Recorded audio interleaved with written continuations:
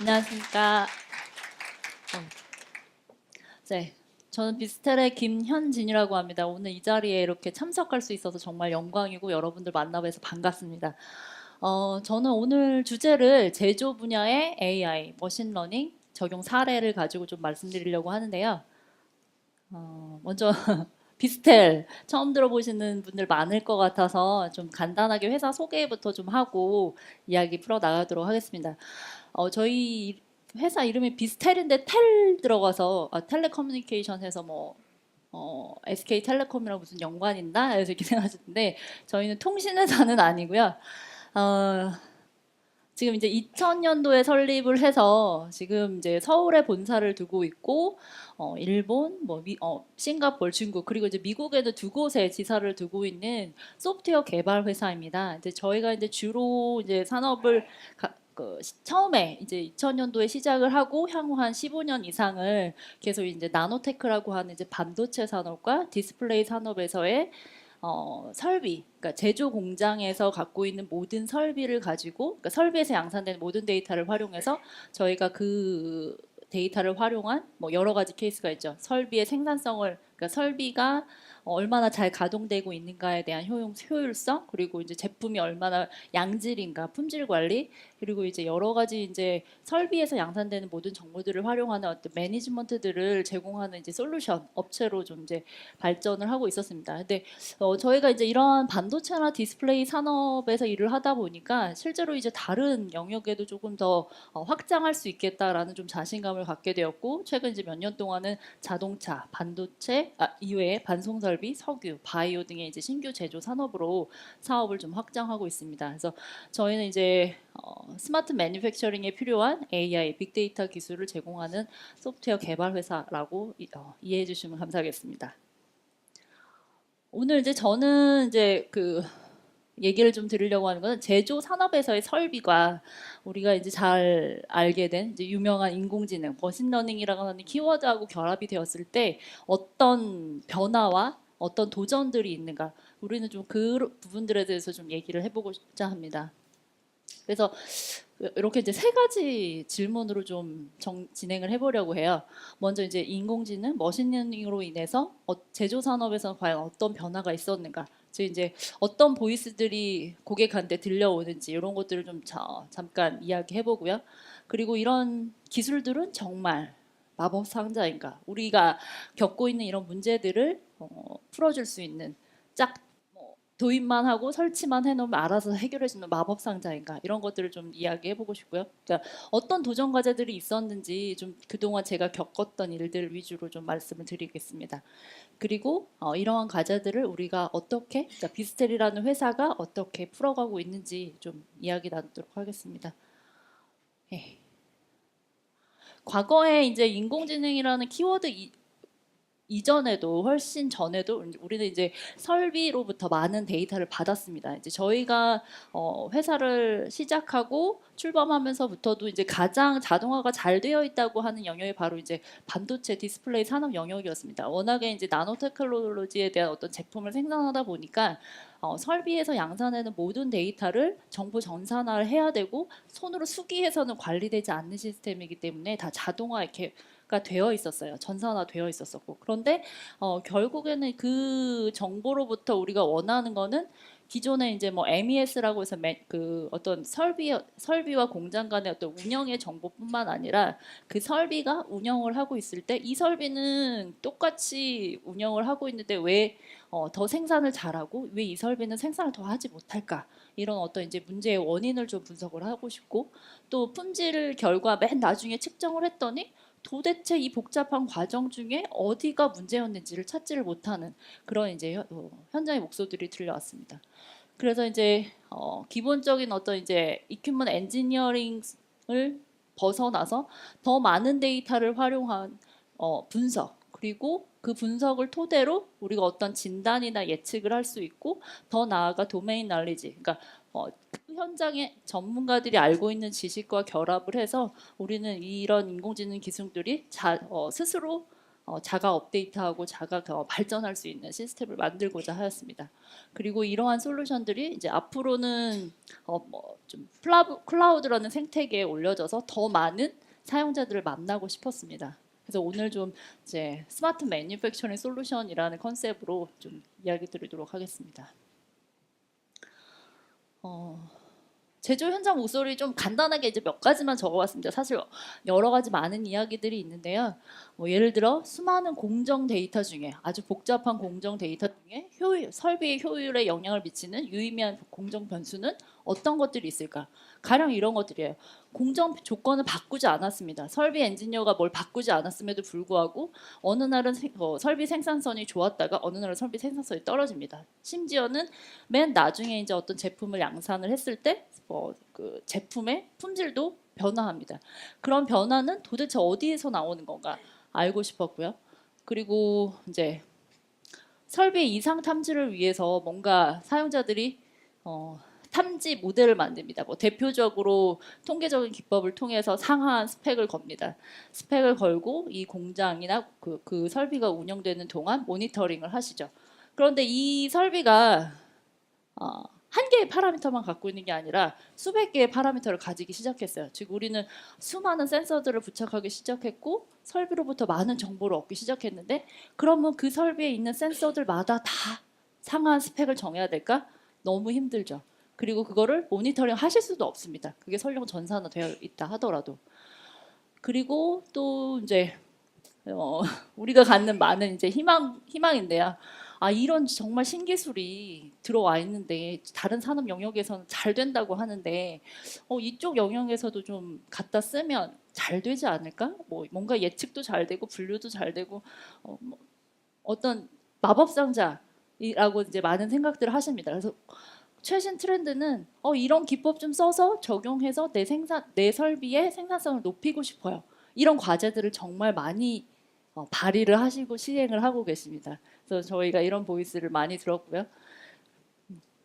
그래서 이제 그런 많은 고객들을 통해서 얻은 어떤 이제 최종 골 또는 이제 우리의 비스트를 포함해서 이런 이제 스마트 매니팩처링을 생각하는 모든 기업들이 궁극적으로 가져가려고 하는 목표는 다음과 같이 한 4가지 정도로 좀 정리를 해볼 수 있을 것 같아요. 먼저 오토 디텍션, 그러니까 자동 탐지죠. 아까 말씀드렸던 것처럼 모든 설비에 파라미터가 몇백 개씩 붙어 있는데 그걸 다 파라미터마다 모델링 하실 수가 없어요.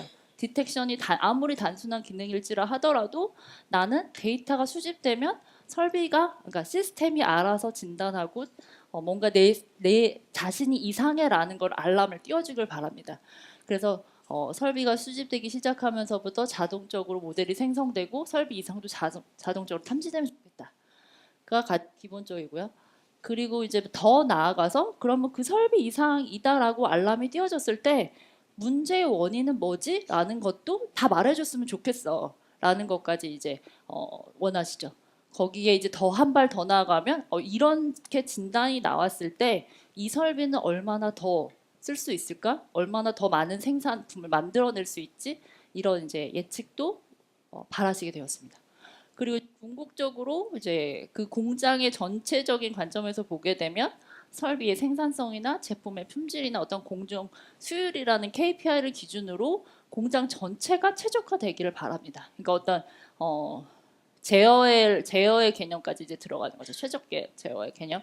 그래서 이런 이제 4가지 큰 골로 봤을 때 우리가 이제 갖고 있는 최신 기술들이 이런 것들을 다 만족시킬 수 있는가에 대한 좀 생각을 해볼 수 있을 것 같아요. 그래서 저희가 그동안 이제 겪었던 경험들을 좀 요 질문으로 좀 다시 한번 시작해 보겠습니다. 그렇다면 정말 이런 문제들을 다 알아서 해결을 해줄 수 있을까? 네. 먼저 이제 5가지 정도로 제가 좀 정리를 해봤습니다.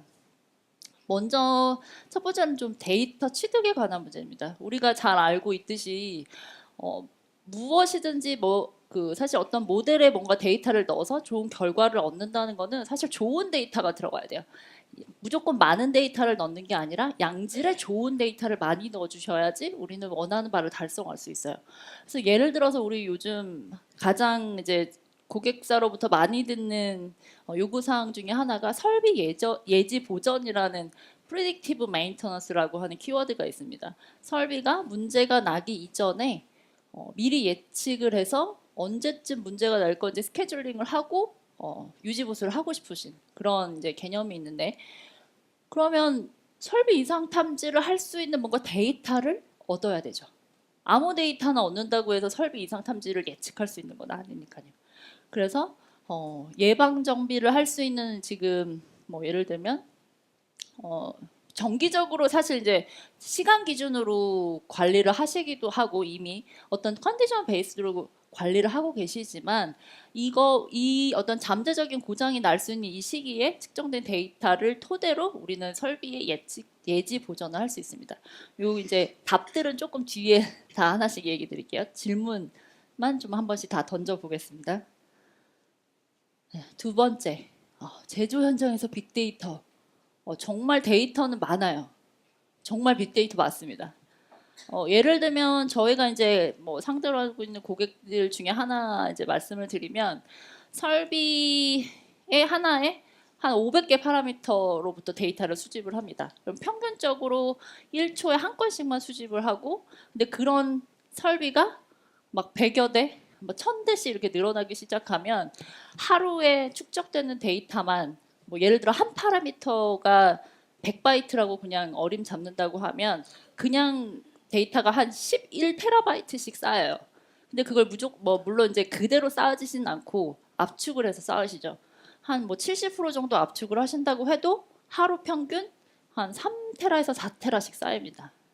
그럼 과연 그런 데이터들이 정보가 있는 데이터이냐? 퀘스천 마크입니다. 네. 분석을 하는 입장에서는 이제 문제를 어떻게 정의하느냐가 상당히 중요한데, 예를 들면 아까 이제 예지 보전에 대한 문제를 예를 들어볼게요.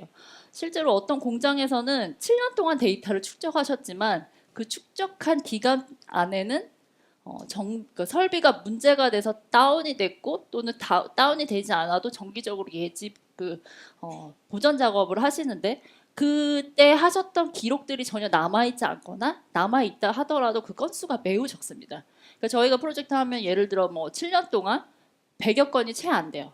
메이저한 사건들은, 그러니까 메이저한 브레이크다운 이벤트는 30건이 채 안 됩니다. 그러면 분석을 하는 사람 입장에서 예를 들어 이게 언제 브레이크다운이 될 거다라는 걸 예측해야 되는 모델을 만들어야 되는데, 샘플링 입장에서는 30건밖에 되지 않는 거죠. 우리가 과연 30건의 데이터를 분석을 했을 때 얼마나 이게 통계적으로 일반화할 수 있는가에 대한 문제들을 여러분들이 더 잘 아실 거예요.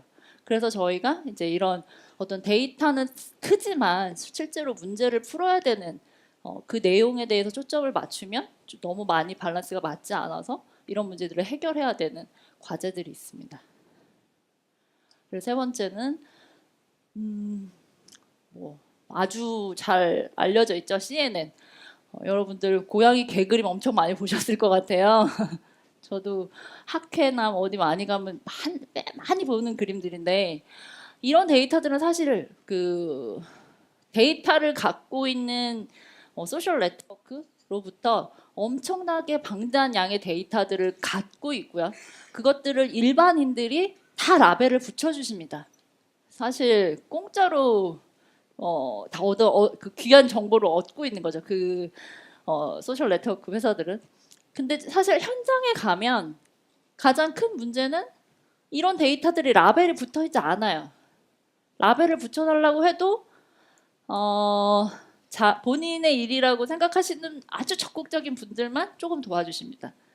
그리고 이제 설령 이제 라벨이 붙어 있다 하더라도 앞에서 이제 얘기하는 이런 잘 알려진 문제를 푸는 CNN과 같은 아주 유명한 기법들이 그냥 적용한다고 해서 해결되지 않더라라는 거였어요. 그러니까 그냥 갖다 쓰면 다 되는 거 아니야? 아니더라라는 거였죠. 그리고 이제 네 번째, 요즘 또 핫한 것 중에 하나가 이제 딥러닝 또 넘어서 강화학습이었죠. 우리 알파고를 받고 알파고가 강화학습을 통해서 아주 강력한 힘을 길렀다는 것들은 여러분들이 다 많이 알고 계실 겁니다. 저는 좀 산업에서 이 예제를 찾아봤더니 아주 이제 뭐 대표적인 강화학습의 예는 로봇 컨트롤이에요. 로봇이 뭔가 행동해야 되는 패턴을 학습해서 그것들을 이제 스스로 할 수 있게 되는 거죠. 뭐 예를 들면 사람이 처음에 팬케이크 뒤집기를 시연을 해줍니다. 로봇 팔을 움직여서. 그러면 그 기계가 이제 사람이 알려준 몇 번의 패턴을 가지고 막 반복하면서 연습해서 어떤 패턴으로 움직이면 팬케이크가 잘 뒤집어져라는 걸 드디어 학습하게 되죠. 그래서 이 경우는 되게 예제가 재밌었던 게 30번 만에 금방 배웠어요. 아주 간단한 예제였었던 것 같아요. 근데 우리는 사실 현실적으로 트라이 앤 에러를 제조 현장에다 마구 테스트를 할 수가 없어요. 가장 심각하고 어려운 문제입니다. 그래서 강화학습을 어떻게 적용할 수 있지? 사실 적용하고 싶은 테마들은 여러 가지가 있는데 적용하기가 매우 어려운 부분 중에 하나가 바로 이런 시행착오를 허용하지 않는 환경 때문입니다. 네, 또 다음 얘기를 해볼게요. 인공지능이 블랙박스잖아. 현업들이 가장 많이 하시는 얘기예요. 예를 들면 의사를 대신해서 영상 판독을 합니다. 피부암에 저도 영상 잘 의료 내용은 잘 모르는데 두 가지의 어떤 분류로 피부암을 진단을 했어요. 정확하게 진단을 해줍니다. 그렇지만 이제 그 의사들이 그 시스템을 많이 활용하지 않았던 그 당시에 이제 가장 큰 이유는 사람은 뭔가 그 원인과 과정에 대해서 설명해 줄 수 있지만 이런 시스템들을 잘 설명을 못했다는 거예요. 근데 이제 최근에 이런 기술들이 또 나옵니다. 캠이라고 해서 클래스 분류 결과와 함께 어떤 이유로 이런 추론을 했는지를 알려주는 이제 기술들이 나오기 시작은 했어요. 그래서 뭐 예를 들면 뭐 이런 거죠. 우리가 이 돔의 형태를 돔이라고 아는 그 과정은 요 이제 5개 분류 패턴 중에 이렇게 여기를 빨간색으로 인지하는 요 부분 때문에 난 돔이라고 판정했어 라고 하는 기술들이 나오기 시작합니다. 그래서 이제 약간 이제 인공지능이 블랙박스라서 두려운 부분. 사실 이제 공정 엔지니어 분들은 본인이 엑셀로 유도하지 않은 식은 사실 믿지 않으세요. 가장 현실적입니다. 예. 내가 이 문제의 원인을 정확하게 알고 그거를 스스로 제게 뭔가 관리 감독하실 수 없는 상황을 되게 두려워하시기 때문에 인공지능이라는 거에 대한 어떻게 보면 이제 선택되지 않은 이유 중에 하나였는데 그래도 이제는 조금씩 해결할 수 있는 방법론들이 나오기 시작했습니다. 그래서 이제 저희가 이제 요런 앞에 이제 5가지 주제들에 대해서 디스텔이 어떻게 좀 해결하고 있고 어떤 식으로 좀 제안 드릴 수 있는가를 좀 말씀드리고 빨리 마무리하겠습니다. 네, 설비 예지 보전을 계속 예를 들면 데이터 취득에 있어서 이제 정말 양질의 정보를 취득하는 게 중요하다라고 말씀을 드렸어요. 그러면 설비 상태를 잘 대변할 수 있는 데이터는 과연 뭘까요? 많은 데이터가 있지만 일단 저희가 이제 봤던 거는 진동 데이터입니다. 특히 물론 이제 모든 설비에 다 맞는 건 아닌데요. 회전하는 설비들은 대표적으로 저렇게 진동 데이터를 다 갖고 있고 그 진동 데이터로부터 설비가 이상한 상태로 가고 있다라는 징후를 포착할 수 있어요. 이 기술은 사실 저희가 소프트웨어적인 어떤 이 방법론을 연구하기 100년, 150년 전부터 사람들이 다 이런 어떤 분석을 했고 그 분석 과정을 통해서 설비의 이상 탐지를 하셨습니다. 근데 그거를 이제 저희가 이제 시스템화했다는 거죠. 그래서 이제 뭐 대표적으로 이제 진동을 썼던 또 이유 중에 하나는 이렇게 이제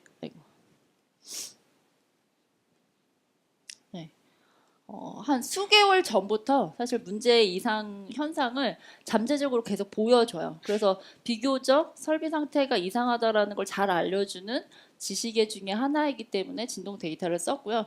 물론 이제 어떤 아주 급작스러운 상황에 다다르게 되면 열화 현상이 있기 때문에 온도를 측정하셔도 반응이 나옵니다. 근데 그거는 설비에 따라서 너무 늦은 경우가 있을 수 있기 때문에 이제 많은 데이터 중에 저희가 이제 진동 데이터를 써서 분석을 해본 경험이 있고요. 그리고 이제 제조 현장에서 빅데이터의 아까 그 문제는 앞에서 이제 제가 짚었던 문제는 사실 이제 해결하고자 하는 문제가 대부분 저희가 비정상의 원인을 찾는 겁니다. 품질이 왜 이 제품만 특별히 나쁘지? 아니면 뭐 이 기간의 데이터만 왜 나쁘지? 아니면 뭐 이 설비에서 나온 왜 이 제품들만 유난히 다르지? 뭔가 이제 우리가 공정을 진행하고 양산을 하는 과정에 있어서의 어떤 비정상적인 상태를 분석을 할 때 필요한 건데 그 비정상 데이터가 너무 부족하기 때문에 그 사실들을 조금 더 많이 만들어주는 과정이 필요해요. 이것도 저희가 이제 전처리 과정 중에 하나 되게 중요하게 생각하는 프로시저 중에 하나인데 뭐 예를 들면 맵 데이터를 기반으로 할 때 이렇게 같은 이게 몇 개 그 모범이 되는 패턴을 가지고 여러 가지 이제 그 양상들을 좀 만들어내는 기술들이 좀 필요하고요. 이럴 때 이제 뭐 겐이라고 하는 네트워크 모델을 또 써볼 수 있고 아래에서처럼 이제 이렇게 이제 어떤 이제 설비 상태가 점점점 악화되는 이런 경향성의 데이터들도 뭐 스플라인이나 부스트랩이나 뭐 이런 그 DWT 같은 기법들을 사용해서 뭐 더 데이터를 길게 만들거나 아니면 베리언스를 더 주거나 여러 가지 형태들을 좀 복합적으로 만들어서 설비 상태가 다양한 환경에서 학습할 수 있도록 데이터를 양산해 주는 것도 하나의 노하우가 될 수 있습니다. 그리고 이제 뭐 앞에서 말씀드렸던 것처럼 이제 그 모델을 그냥 그 바로 CNN이라는 걸 학습을 시키게 되면 사실 잘 학습을 하지 못하기 때문에 그런 과정들의 또 전처리 후처리들을 저희가 더 추가적으로 하게 되는데요. 예를 들면 이제 뭐 딥러닝 모델은 이런 이제 스트레이트와 커브를 잘 구별을 못해요. 그러니까 직선과 곡선을 잘 구별을 못합니다. 선은 선인데 직선인지 곡선인지를 잘 이해를 못하더라고요. 그래서 요거를 저희가 이제 후처리 기법으로 약간 이제 또 약간 이제 수학적 지식을 좀 이용을 하는 건데요. 허프 트랜스폼이라고 하는 방법론을 좀 덧붙여서 CNN의 결과를 그대로 활용하는 게 아니라 조금 더 이제 이런 방법론을 통했을 때 정확도를 더 높이는 방법이 있었습니다.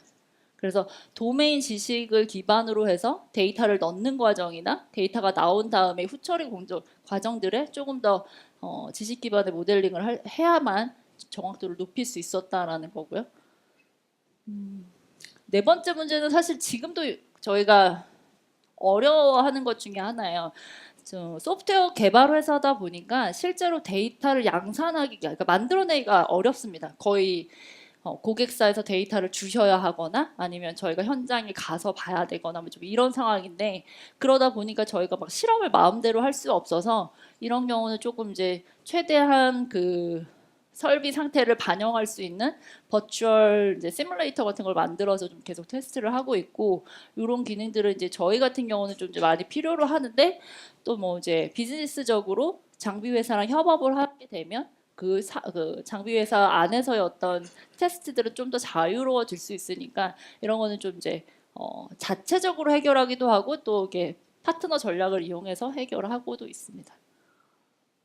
마지막으로 이제 뭐 인공지능이 블랙박스라고 하는 문제들도 이것도 이제 저희가 뭐 예를 들면 빨간색 표시한 부분들은 내가 눈으로 봤을 때는 이거 스트레이트 아닌 것 같은데 이거 쭉 동그라미 이어지면 커브인 것 같은데 이렇게 사람은 또 그렇게 판단할 수 있었었는데 그러면 너는 시스템 너는 왜 이렇게 판정했니? 라는 과정을 나는 이 부분 때문에 그랬어 라고 해서 이제 설명을 해주는 그런 로직도 이제 추가를 하게 되었습니다. 그래서 아직은 해결해야 될 과제들이 더 많이 있지만 지금 이렇게 이와 같이 계속 저희가 연구 활동하고 있고요.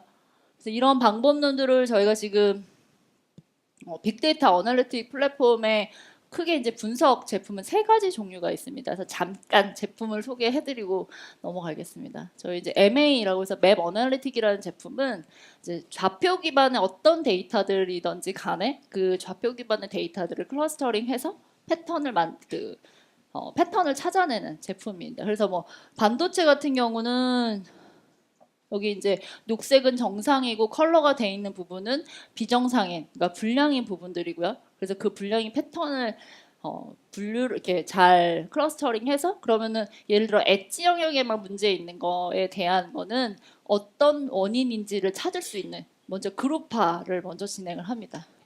그리고 뭐 강철에서도 저희가 좀 진행을 해봤고 자동차 전장 부품 불량 위치 데이터도 활용을 해볼 수 있을 것 같습니다. 그리고 이제 인텔리마인이라는 거는 이제 마이닝 솔루션이에요. 그러니까 저희가 사실 이제 타겟팅하는 고객은 앞에서 이제 뭐 아시는 데이터 사이언티스트나 이제 막 스크립팅을 잘하고 프로그래밍 잘하는 이런 분석가들을 대상으로 한 건 아니었습니다. 엔지니어링 활동을 하는 데 있어서 그 공정을 잘 아는 사람이 어떤 데이터를 넣어줬을 때 난 문제를 바로 원인을 찾고 싶어 하는 엔지니어 대상이었기 때문에 이 안에 방법론들은 저희가 다 이제 엔진으로 내장을 했고요. 결과적으로 데이터를 넣게 되면 최종적으로 이와 같이 어떤 설비에 어떤 파라미터에 더 깊게 들어가면 그 파라미터가 어떤 값보다 뭐 크거나 작거나 뭐 이런 이제 디테일한 상황까지 다 알려줍니다. 그래서 그런 상황일 때 문제였었어라는 이제 원인을 찾아주는 이제 제품이고요. 그리고 이제 앞에서는 이제 파라미터의 어떤 값까지만 원인 분석을 해줬다고 한다면 여긴 더 정밀한 데이터를 가지고 원인 분석을 해줍니다. 즉 어떤 시그널의 패턴을 보고 패턴이 다른 것이 이 문제, 그러니까 뭐 예를 들어 품질의 문제였다든지 수율의 문제였다든지 그런 것들을 이제 원인을 찾을 때 시그널의 어떤 패턴을 가지고 분석을 해내는 트레이스 어널리틱 제품이 있습니다. 네, 그래서 요거 이제 뭐 시나리오는 저희가 현재 지금 고객사에서 다르게 쓰고 가세요. 뭐 하이닉스나 삼성이나 이런 이제 대형 메이저 고객들은 이렇게 쓰시고 계신데요. 대표적인 거는 이제 테스트 웨이퍼에서 어떤 이제 수율 맵 같은 이제 이런 정보들이 나오고요.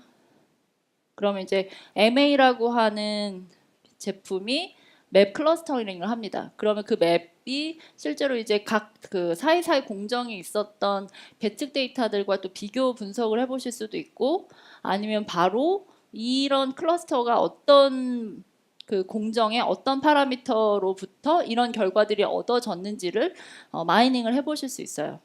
이렇게요.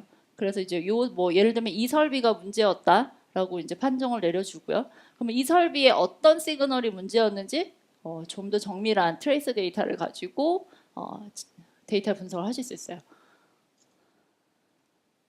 네, 그리고 이런 과정들이 지금 전사적으로 그 자동화되어 있습니다. 그러니까 현장 엔지니어들은 딱 오시면 뭐 예를 들어 몇 월부터 며칠까지 데이터 분석해줘라고 하면 이 과정이 자동적으로 수행을 하고요. 그러면 이제 보시고 계신 그 UI 화면에서는 어떤 원인 때문에 무슨 이런 결과가 나왔습니다라고 이제 출력을 해주게 되는 과정들이 다 구축이 되어 있습니다. 네, 그리고 이제 앞에서 보여드렸던 트레이스 어널리틱이라고 하는 그 시그널 패턴 인식을 통하는 거는 앞에서 보여드렸던 거는 이제 오프라인, 그러니까 히스토리컬 데이터를 가지고 분석하는 과정이었다면 이걸 정말 이제 실시간으로도 적용을 해보실 수 있어요. 보통 이제 전통적인 FDC라고 하면 이런 이제 패턴들을 중첩을 해서 문제의 원인들을 찾는 과정들을 진행하십니다. 뭐 골든 터널링을 하기도 하고 아니면 뭐 용어는 여러 가지가 있어요. 중첩을 시켜서 그거의 평균치와 뭐 3시그마를 벗어나는 것들을 이제 찾거나 이런 기법들을 쓰시는데 이러한 방법을 모델링하지 않으셔도 저희가 이제 펄트 디텍션을 할 수 있는 실시간 이제 디텍션 기법들을 가지고 있습니다. 예. 그리고 이제 앞에서 이제 계속 제가 그 설비 예지 보전에 대한 예를 좀 들었었는데 그 예를 조금 더 설명을 드리고 마무리하겠습니다. 그래서 요거는 자동차 공장에서의 어떤 예인데 자동차 공장에서는 대형 제품을 제작하죠. 그러다 보니까 설비가 다 대형이고 사람들이 직접 뭔가 이렇게 갖고 움직이실 수 없어요. 다 그 대형 설비들이 자동으로 움직여주는 체계입니다.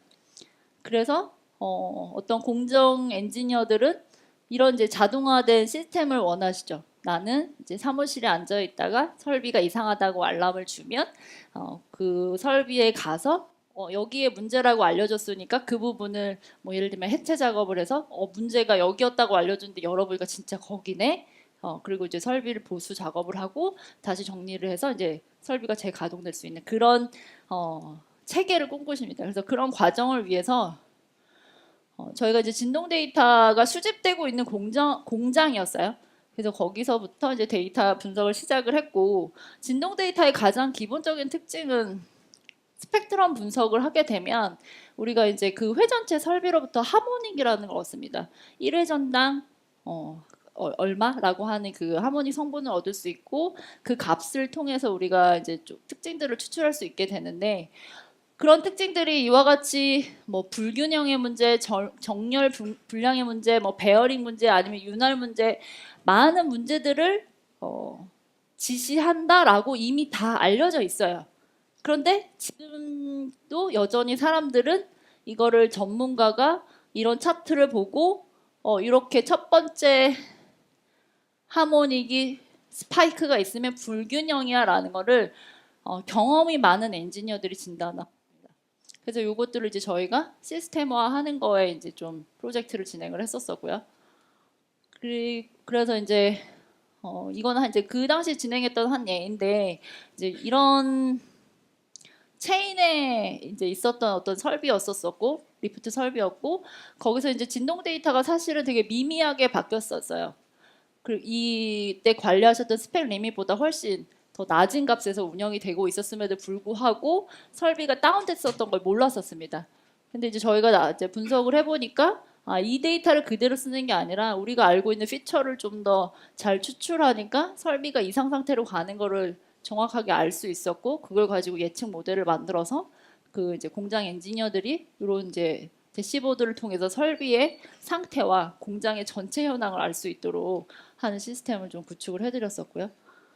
그리고 이제 앞에서 이제 뭐 불량 문제, 불량 정렬 문제, 뭐 베어링 문제, 윤활 문제 여러 가지 이제 분류 유형들을 학습을 해서 결국에는 이제 이상 진단만 하는 것이 아니라 그 대표적으로 이제 문제가 되는 4가지 유형에 대해서는 문제의 원인까지 알려주는 이제 시스템이 되었었습니다. 예, 그래서 이제 뭐 오토 디텍션 하는 제품들을 뭐 DFD, HMP라고 하는 이제 제품들이 있고요. 오토 클래시피케이션, 프리딕션, 뭐 그 최적화 이렇게 관련된 각각의 제품들이 있는데 오늘 시간 관계상 예, 넘어가고요.